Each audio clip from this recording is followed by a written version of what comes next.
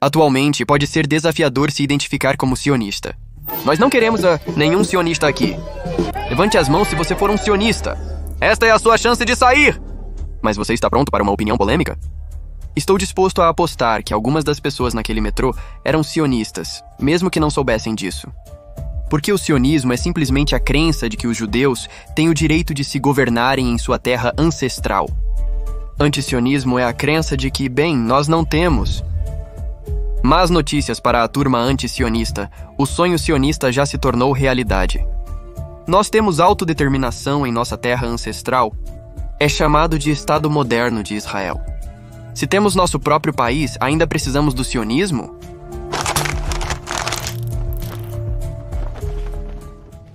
Você pode ter ouvido que o judaísmo não é sionismo.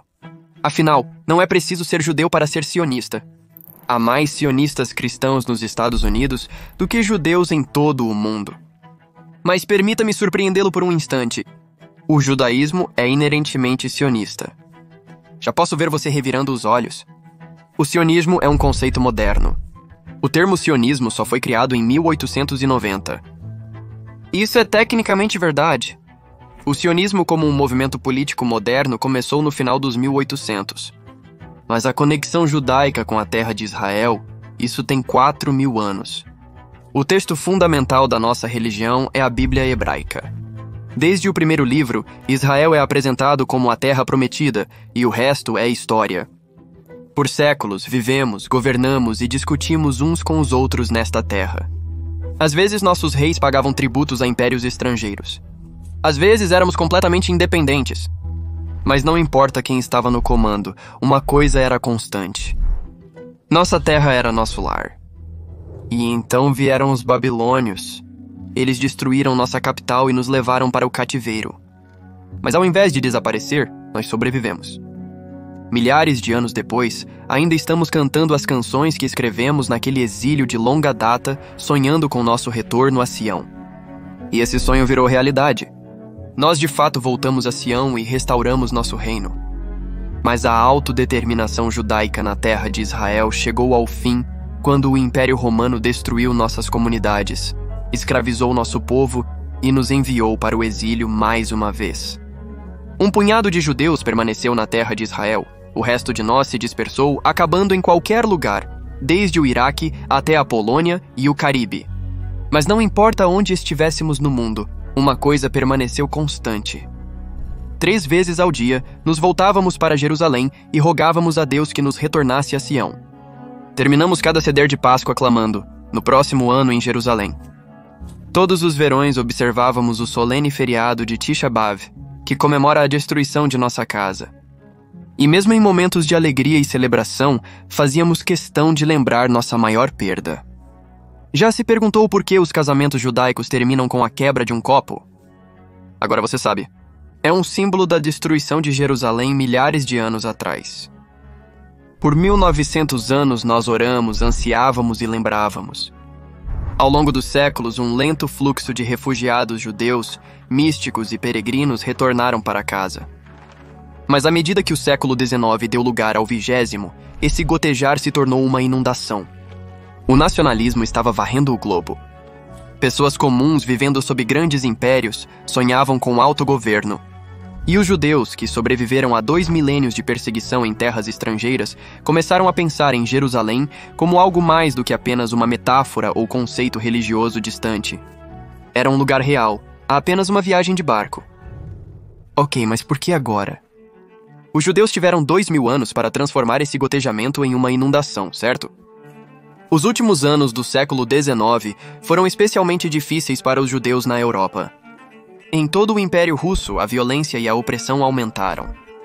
Os judeus estavam cansados de pogroms e leis antissemitas, e embora não pudessem saber que forma isso tomaria, alguns previam que uma catástrofe estava a caminho. Mesmo as chamadas sociedades esclarecidas como a França pareciam incapazes de se livrar de seu ódio enraizado pelos judeus.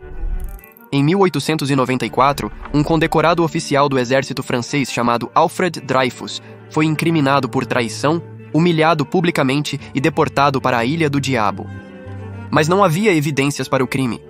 Na verdade, descobriu-se que o alto comando do exército francês sabia de sua inocência. Mas o erro foi embaraçoso para eles. Então eles o deixaram na prisão. Eles acreditavam que ninguém investigaria este caso a fundo. Afinal, Dreyfus era um judeu. Os generais tinham bons motivos para pensar assim. O país que uma vez defendeu a liberdade, igualdade e fraternidade estava convulsionando com distúrbios antissemitas. Mas algumas pessoas estavam olhando de perto, incluindo um jornalista vienense que havia sido enviado à França para cobrir os distúrbios. O que ele viu fez com que percebesse que o antissemitismo era uma doença que não podia ser curada. O nome desse jornalista era Theodor Herzl. Assim como Dreyfus, Herzl era um judeu assimilado. Ele se esforçou para se integrar e abraçar todas as partes da sociedade que lhe eram acessíveis. Mas agora, ele se encontrava dominado pelo desespero. Que esperança o povo judeu teria se até mesmo o judeu mais assimilado e de alta patente pudesse ser rebaixado tão baixo com tão poucas evidências? Pogroms expulsavam milhões de judeus da Europa Oriental. O antissemitismo havia infectado os mais altos níveis da sociedade no supostamente iluminado Ocidente.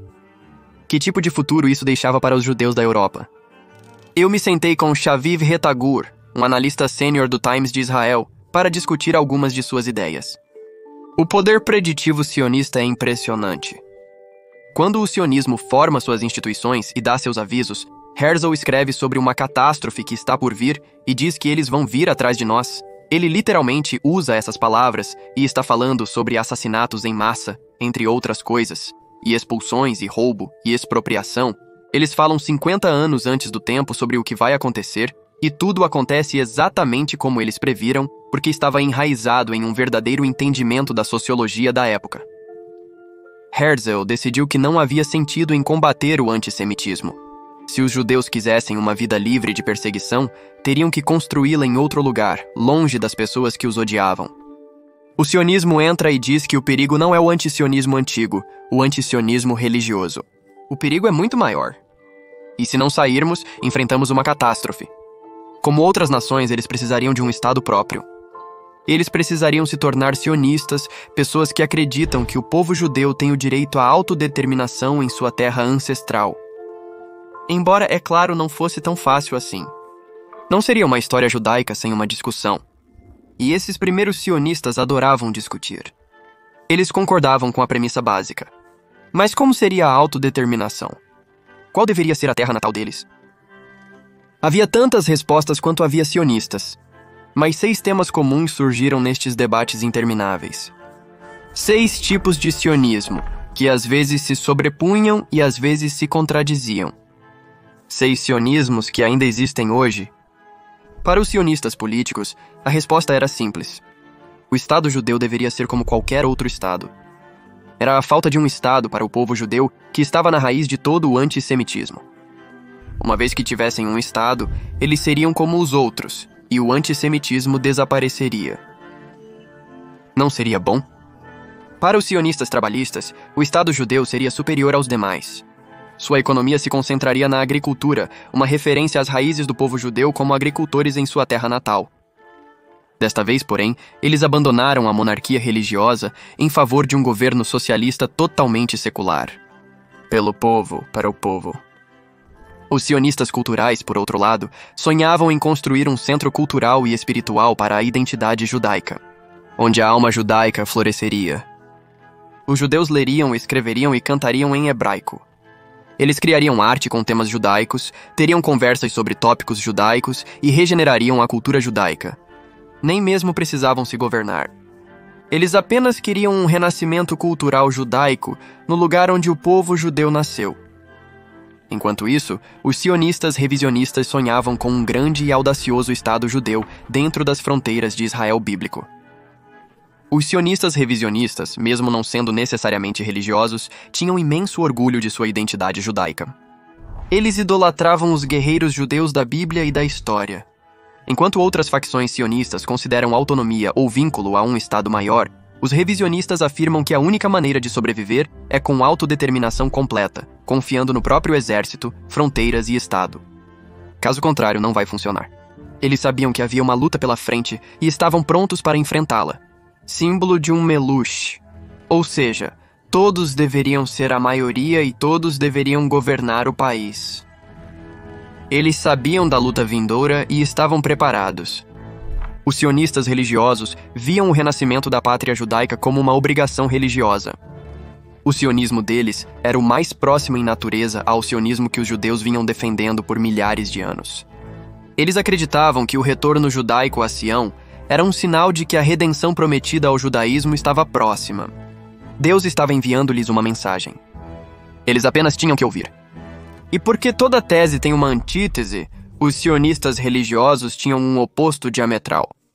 Estes eram judeus igualmente religiosos que estudavam os mesmos textos e diziam as mesmas orações, que também estavam esperando pelo Messias e pela redenção final. Eles apenas discordavam sobre quem faria isso acontecer. Estes eram os não-sionistas religiosos que acreditavam que os judeus não tinham o direito de tentar estabelecer um Estado secular na Terra Santa. Apenas Deus poderia decidir quando era a hora de seus filhos retornarem para casa. E eles acreditavam que Deus não estava muito feliz com seus filhos construindo um Estado secular com transporte público no Shabat e meninas de shorts. Antes de prosseguirmos, quero deixar algo claro. Judeus que se opõem ao sionismo por motivos religiosos também anseiam por um retorno a Sião, pela reconstrução do templo sagrado, pela instauração de uma monarquia religiosa na Terra Santa. Eles também terminam seus ceders com "no próximo ano em Jerusalém" e seus casamentos com a quebra de um copo. Até eles acreditam que Israel é a pátria judaica prometida a nós por Deus. Havia também outros tipos de sionismo. O movimento era tão bagunçado, complicado e multidimensional quanto os próprios judeus. Era tudo, em todo lugar, simultaneamente. Mas enquanto todas essas figuras discutiam e negociavam e faziam o seu melhor para construir suas próprias utopias, sombras estavam se reunindo. Leis antissemitas eram comuns na Europa, mas quando os nazistas chegaram ao poder, essas leis se tornaram cada vez mais severas. E à medida que país após país sucumbia ao ataque nazista, eles também começaram a instituir leis anti-judaicas rigorosas. Os judeus não podiam mais ir à escola, trabalhar ou frequentar parques públicos. Pessoas comuns ficaram de pé e assistiram enquanto lojas e sinagogas judaicas eram destruídas e queimadas, enquanto judeus eram espancados na rua, enquanto eram amontoados em guetos, enquanto eram deportados para o leste. Os sortudos saíram assim que puderam, mas a maioria não teve sorte. Até 1946, um terço dos judeus do mundo havia desaparecido e todos aqueles sionismos ideológicos, as visões concorrentes do Estado judeu perfeito, também se foram. Ou pelo menos, eles eram agora secundários ao único sionismo que realmente importava, aquele que salvaria os judeus restantes do mundo da aniquilação. Primeiro, eles focariam em sobreviver. Em seguida, poderiam discutir os detalhes. Porque não importaria se o novo Estado fosse secular, religioso, se a sua língua fosse hebraico, Yiddish ou ladino. Não importaria se não houvesse mais judeus para viver nele. Eles discutiram, negociaram e chegaram a um compromisso. Mas no final, eles simplesmente fizeram isso. Os sionistas trabalhistas e os revisionistas, os sionistas culturais e os religiosos, fizeram tudo o que podiam para construir um Estado judeu. E embora os não-sionistas estivessem frustrados e contrários a todo o projeto, eles entenderam que isso estava acontecendo. Era inútil interferir. E mais de 70 anos depois, aqui estamos nós. Este não é o Estado que qualquer um dos primeiros sionistas imaginou, mas acredito que todo líder sionista reconheceria elementos de sua visão neste Estado bagunçado, multicultural e milagroso que existe hoje. Herzl entendeu o quão perigoso o antissemitismo seria para os judeus. Mas até ele, esse profeta da catástrofe, era demasiado otimista sobre os poderes do sionismo. Milhões de pessoas viveram qual experiência? Que se tornaram sionistas no século XX? Foi basicamente o esvaziamento de continentes inteiros. Eles não podiam viver em nenhum outro lugar. Para um judeu israelense, olhar para o leste significa constatar que os outros judeus estão mortos. Seus avós são refugiados. Não restava a eles outra opção para sobreviver. Em 1921, com o fechamento das portas da América, os judeus do mundo, especialmente da Europa e do mundo árabe, se tornam israelenses.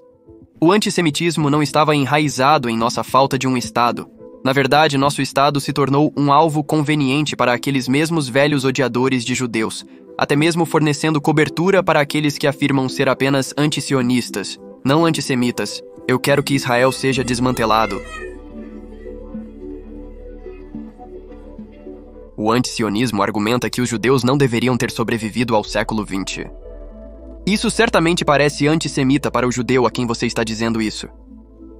O antisionismo não precisa ser antissemitismo, a menos que seja propositalmente ignorante, porque está sinalizando virtude sobre a própria sobrevivência de uma comunidade humana inteira.